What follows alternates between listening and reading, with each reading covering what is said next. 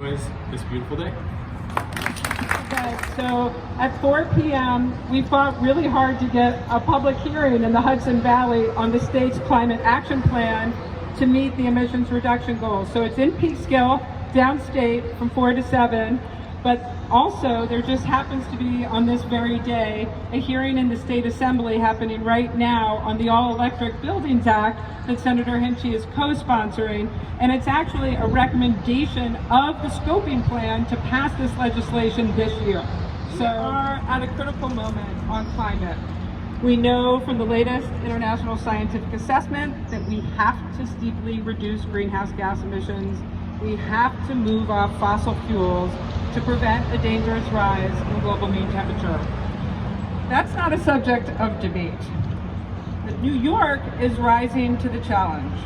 We passed the Climate Leadership and Community Protection Act in 2019, and there is a public hearing for our region on the state's plan to meet the emissions reduction goals of that law.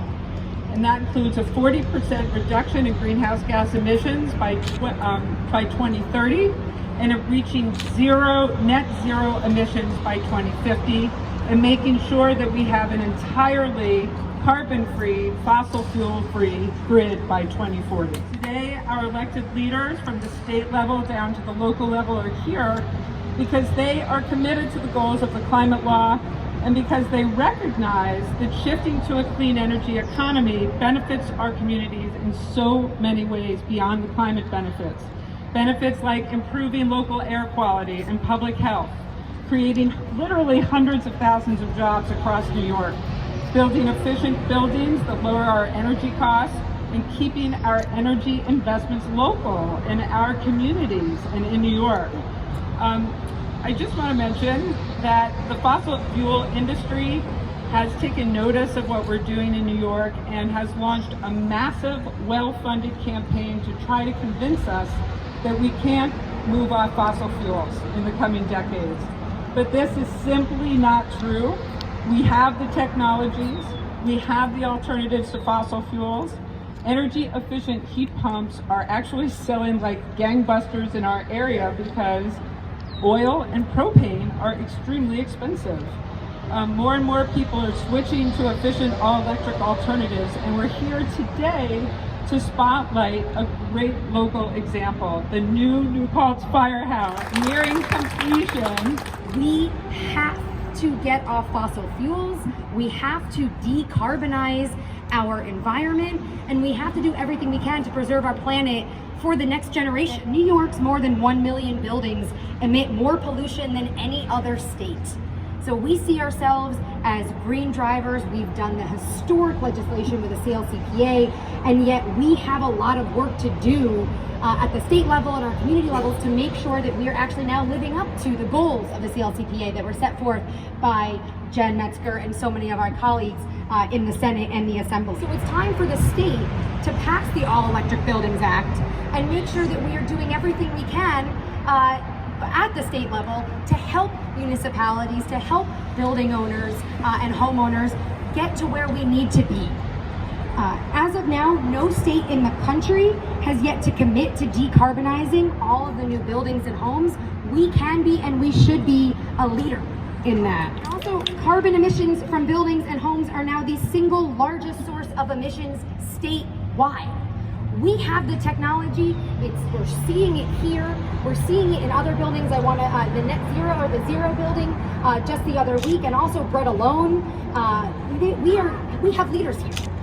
We need to do it. We've talked about the moral imperative, the imperative for my kids and future generations. We've talked about the economic imperative and the job creation, which we're already starting to see here in Ulster County. I also want to talk about the national security imperative at the moment that we're at right now. We have become increasingly beholden to people like Vladimir Putin, and Europe even more so than us, because we have not made the investment and the commitment to move away from fossil fuels. So if you need yet another reason to aggressively move in the direction that New York State is moving, that our county is moving, that is another important one that I think we have to remind people Legislator Walter. And so the important part of this initiative is how do we make all of these opportunities accessible to absolutely everyone? So for New York State to move forward with this means that we'll have more industries clamoring to build the kinds of zero emission types of products that we all need. That creates more competition, that lowers prices. It also creates jobs so that more and more people can be employed who can afford these things. And so we need to get to a place in New York State where you don't just get to save the environment because you have enough money to, but you get to save the environment because it's the right thing to do. Is that the bar needs to be set higher, the standards need to change. We cannot just do the bare minimum, which is what's allowed. So that's why we support making these changes universal. To our mayor, Tim Rogers. And from the beginning, we pushed the state-assigned engineers and architects to try to construct something that was green and energy efficient.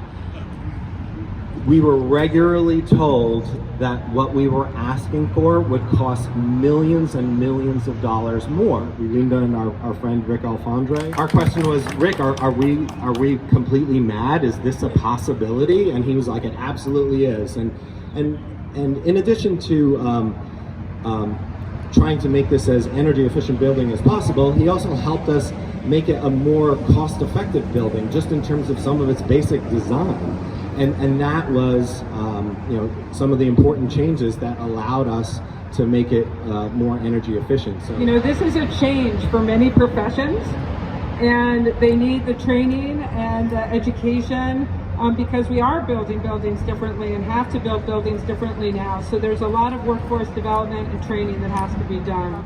Fire Department Chief Corey Worthman, and I also want to mention that he's also the village building inspector. What better way to further our commitment and help meet some goals with energy efficiency and build a building that will be, we hope, an example for all fire departments, all fire companies, and fire departments from other states reach out asking about our architect, asking about our building. So it's being noticed, and we're really happy to be that example and continue in any way that we can possibly continue that commitment for our community. Thank you.